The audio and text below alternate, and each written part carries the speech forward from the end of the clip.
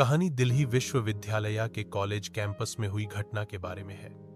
मानो या ना मानो, लेकिन इस कंपास में मुझे भूत प्रेत होने के कई सारे किस्से सुन को मिल रहे हैं। इसी ही एक घाटा के बारे में मैं आज आपको बताता हूं।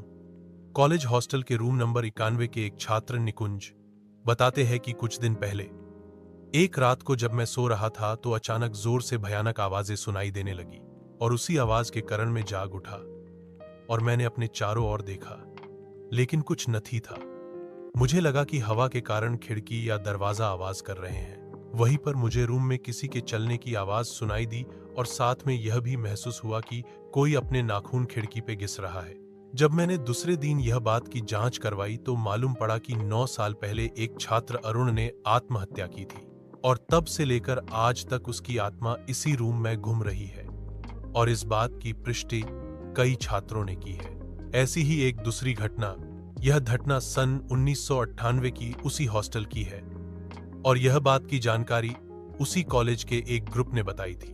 अभिजीत करके एक विद्यार्थी, उसे एक कुत्ते को अपने रूम में पाल रखा था, लेकिन कुछ कारण से उस कुत्ते की मौत हो गई ही। अभिजीत उस कुत्ते को लेकर पास के जंगल में दफनाने के लिए गया या वापस आकर अपने रूम में जाकर सो गया या फिर कभी उठा ही नहीं। अभिजीत की मौत कैसे हुई वो आज भी के रहस्य है। ऐसी ही रहस्यमय घटना के कारण उस कॉलेज के छात्रों में डर बैठ गया है और ऐसी ही सत्य घटनाएं उस कॉलेज में बार बार होती रहती है।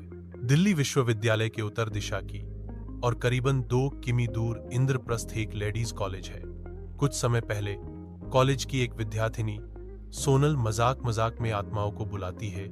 सिक्के के जरिए वो आत्मा आ तो जाती है, लेकिन 2-3 दिन तक वो आत्मा रूम से निकलने का नाम नहीं लेती।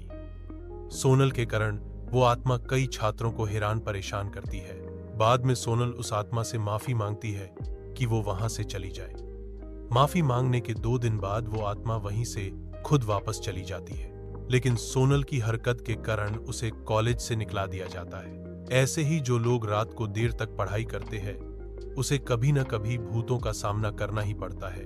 उन सभी को ऐसी ही अदृश्य शक्ति के होने का एहसास होता रहता है।